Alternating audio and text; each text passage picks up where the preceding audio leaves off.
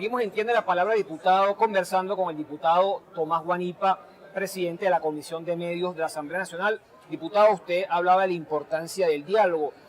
Hay gente que cuestiona ese mecanismo para conseguir alguna solución política. A mí me parece que es imposible pensar en un cambio sin diálogo. ¿Cómo lo están viendo dentro de la unidad y a qué están dispuestos ustedes, digamos, a llegar en el marco de ese diálogo para buscar una solución política al conflicto venezolano? Mira, yo lo primero que quiero decirle al pueblo venezolano que no tiene ningún sentido satanizar la negociación política como un mecanismo para lograr un cambio en Venezuela. La discusión abierta, pero de cara a la gente, con transparencia. En la época de la guerra de independencia, Simón Bolívar se reunió con quien comandaba las fuerzas reales. En la época del apartheid en Sudáfrica, cuando asesinaban a centenares de negros diariamente, simplemente por su color, y los asesinaba el mismo gobierno, Nelson Mandela establecía discusiones y conversaciones con el gobierno mientras seguía ejerciendo la presión de calle necesaria para que hubiese un camino hacia la libertad, y logró a través de esos dos instrumentos, la presión de calle y también la persuasión, la presión en el diálogo con el gobierno, que hubiese un reconocimiento a las mayorías negras y que pudieran votar.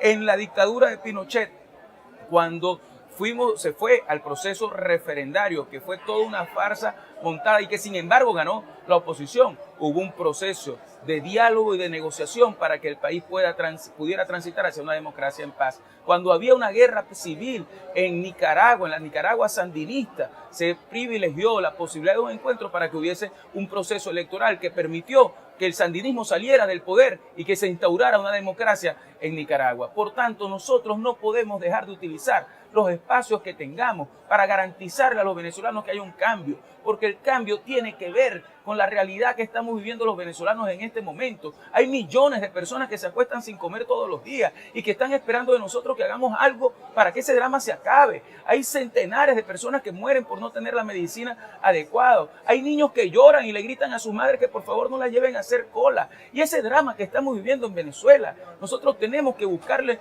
un cambio, una salida que no puede estar en manos de este gobierno, porque es este gobierno el culpable del drama que estamos viviendo. Diputado, ahora, eso se hace desde la Asamblea Nacional con el juicio político, eso se hace desde la calle tomando la autopista el día de mañana, eso se hace desde la presión popular en cada una de las comunidades, y eso se hace también aprovechando que la comunidad internacional, que nos abandonó durante años, Pedro, nos pueda estar acompañando en este momento en un proceso en el que todo el mundo reconoce que en Venezuela ya no hay democracia y que tenemos que buscar el mecanismo para que pueda restituirse las libertades y garantizarle al pueblo un cambio en paz. Hola, diputado, le quería preguntar, ¿no resultaba casi iluso pensar que sin ese diálogo y esa negociación el gobierno iba a admitir la posibilidad de un revocatorio, tomando en cuenta que pierde el revocatorio y en 30 días abandona el poder?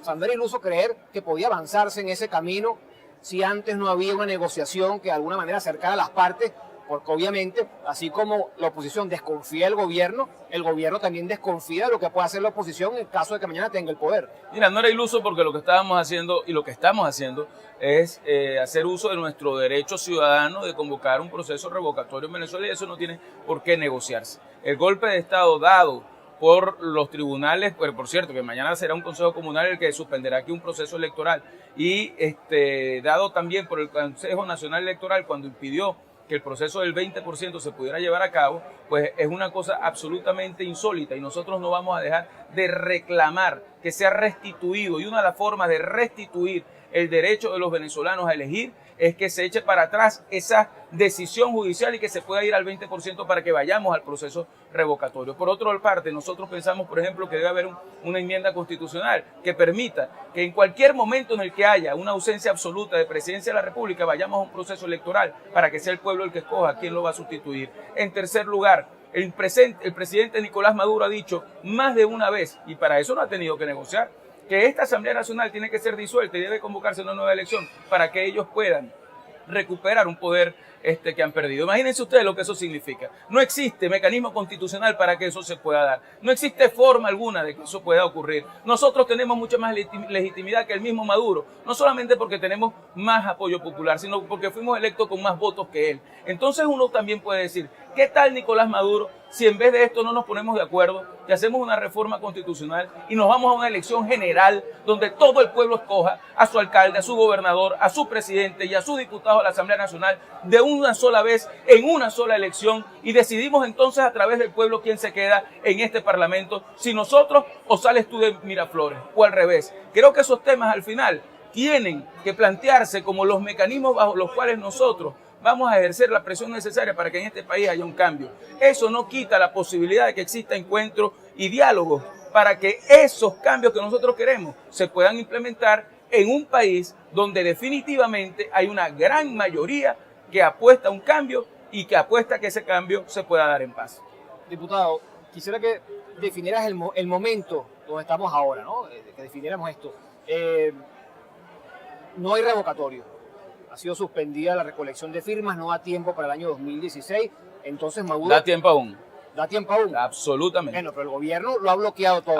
Es así. Y además de ese elemento, otra cosa que quería destacar, la oposición no ha demostrado la capacidad de movilización, de presión social para de alguna manera alterar o quebrar esa resistencia.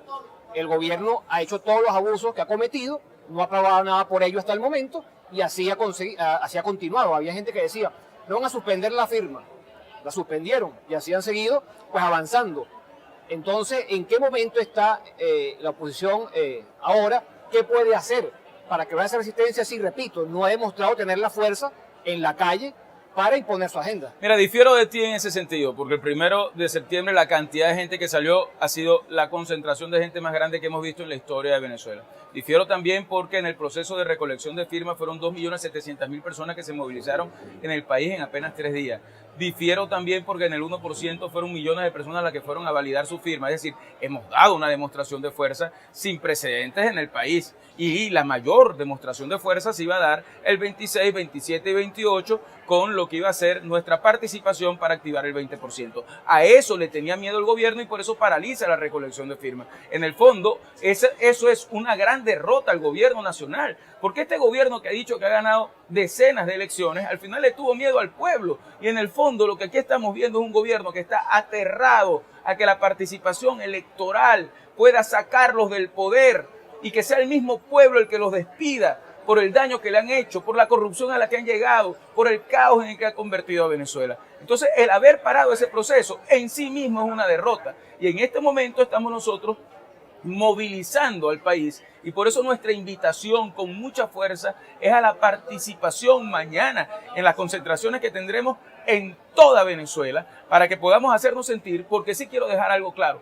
Nosotros aquí estamos corriendo todos los riesgos necesarios, lo hacemos porque es nuestro deber, porque lo hacemos porque es nuestro amor a la patria, lo hacemos porque es nuestro compromiso histórico, pero entendamos que esta es una lucha que compromete a todos los venezolanos y todo el que quiera vivir mejor, y yo estoy muy seguro que estamos muy cerca de lograr ese cambio y ese país nuevo. Tiene que hacer su aporte y por eso la calle es fundamental para que nosotros podamos obligar a este gobierno a entrar por el redil democrático y a obligarse a contar electoralmente con el pueblo venezolano.